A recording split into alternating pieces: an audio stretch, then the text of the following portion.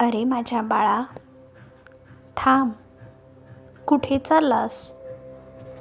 जरा थोडा वेळ थांब आणि माझे हे शब्द नीट ऐक.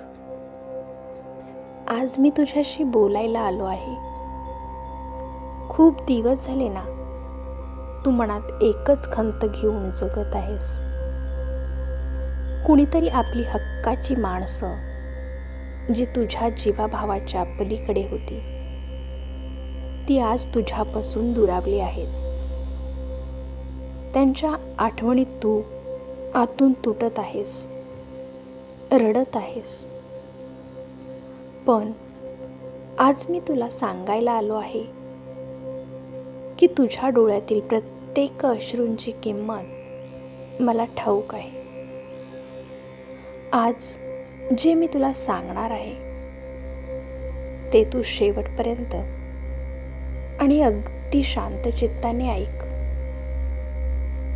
जर तू हा संवाद मध्येच सोडून गेलास तर कदाचित तुझ्या जीवनात येणारा हा सुखाचा आणि समाधानाचा क्षण तू गमावून बसशील. हा संपूर्ण संदेश फक्त तुझ्यासाठीच आहे, कारण याच्या शेवटी मी तुला एक असा मार्ग दाखवणार आहे ज्याने तुझी दुरावलेली माणसं तुझ्याकडे स्वतःहून परत येतील. त्यामुळे अजिबात घाई करू नकोस. अगदी शेवटपर्यंत माझे हे शब्द तुझ्या हृदयात साठवून ठेव. माझ्या बाळा, या जगात कोणतीही गोष्ट कारणाशिवाय घडत नाही. जी माणसं आज तुझ्यापासून दूर गेली आहेत, त्यामागे एक मोठी योजना होती. कधी कधी मलाच तुझ्या आयुष्यातून काही लोकांना बाजूला करावे लागते, कारण त्यांच्यासोबत राहून तुझा आत्मिक विकास थांबला होता. किंवा कदाचित त्यांच्या मनात तुझ्याविषयी ते प्रेमच उरले नव्हते जे तुला मिळायला हवे होते. पण याचा अर्थ असा नाही की ती माणसं कायमची दुरावली आहेत. तू नेहमी विचार करतोस ना की माझं काय चुकलं, मी तर सगळ्यांशी चांगला वागतो, मग लोक मला सोडून का गेले? बाळा, तू चुकला नाहीस. तुझा सरळ स्वभाव आणि तुझं अथांग प्रेम ही तुझी ताकद आहे. तुझी चूक नाही. ज्यांना तुझी किंमत कळाली नाही त्यांना काळ त्यांची चूक दाखवून देईल. आणि ज्यांच्या मनात खरोखरच तुझ्याबद्दल शुद्ध प्रेम आहे त्यांना मी स्वतः तुझ्याकडे परत घेऊन येईन. सध्याचा काळ तुझ्या संयमाची परीक्षा घेणारा आहे. तू जितका जास्त भूतकाळात रमत राहशील तितकाच तू आजचा आनंद गमावून बसशील. जे लोक तुझ्या नशिबात आहेत त्यांना जगातील कोणतीही ताकद तुझ्यापासून दूर ठेवू शकत नाही. मी तुझ्या पाठीशी उभा आहे. जेव्हा तू स्वतःकडे एकटं समजतोस किंवा स्वतःला एकटं समजतोस तेव्हा मी तुझ्या अगदी जवळ असतो.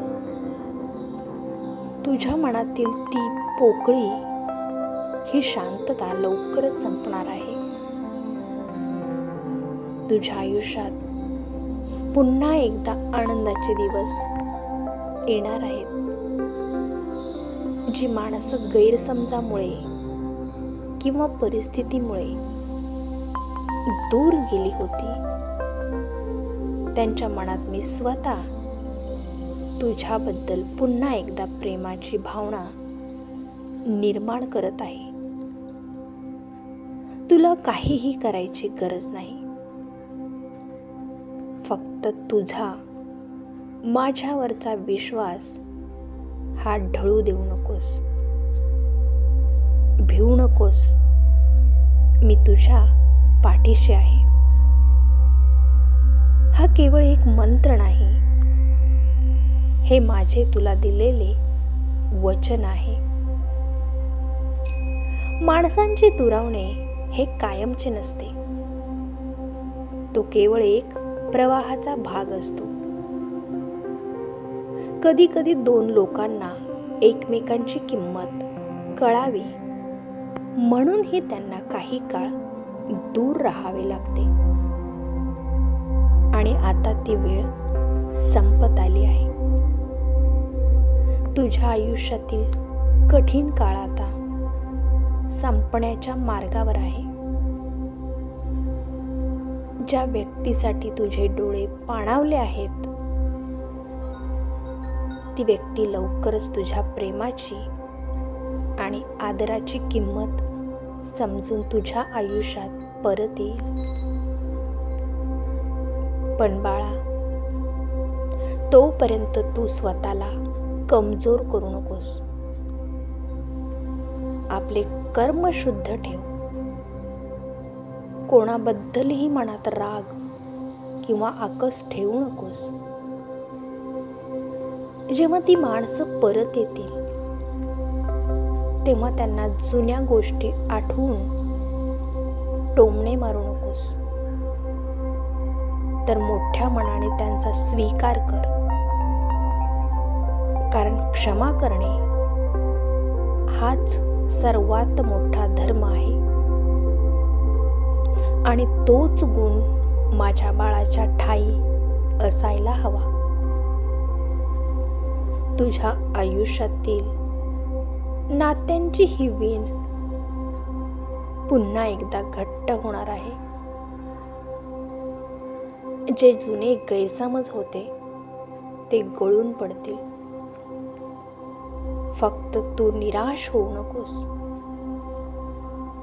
रोज सकाळी उठल्यावर आणि रात्री झोपताना फक्त माझा चेहरा डोळ्यासमोर आण आणि मनापासून सांग, स्वामी, जे होईल ते तुमच्या इच्छेने होईल आणि जे तुम्ही कराल ते माझ्या चांगल्यासाठीच असेल. एवढा विश्वास तू माझ्यावर ठेव. मग बघ नात्यांचे हे रंग कसे बदलतात ते. माझ्या लाडक्या बाळा, दुरावलेली माणसं पुन्हा भेटणार हा माझा तुला आशीर्वाद आहे. आजपासून रडणे बंद कर आणि चेहऱ्यावर एक छानसे हसू आण. तुझ्या प्रत्येक सुखाची आणि नात्याची जबाबदारी आता माझी आहे.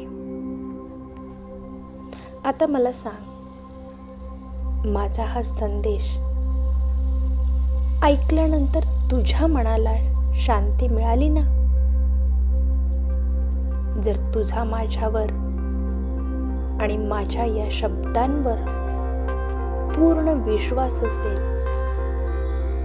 तर कमेंट बॉक्समध्ये श्री स्वामी समर्थ नक्की लिही. हा केवळ एक शब्द नाही, तर तुझा माझ्याशी जोडलेला विश्वासाचा एक धागा आहे. हा व्हिडिओ तुझ्या त्या मित्रांना पाठव किंवा नातेवाईकांनाही शेअर कर जे आज नात्यांमुळे दुःखी आहेत, जेणेकरून त्यांनाही जगण्याची नवी उमेद मिळेल. तू माझा लाडका आहेस आणि मी तुला कधीही एकटे सोडणार नाही. नेहमी आनंदित राहा.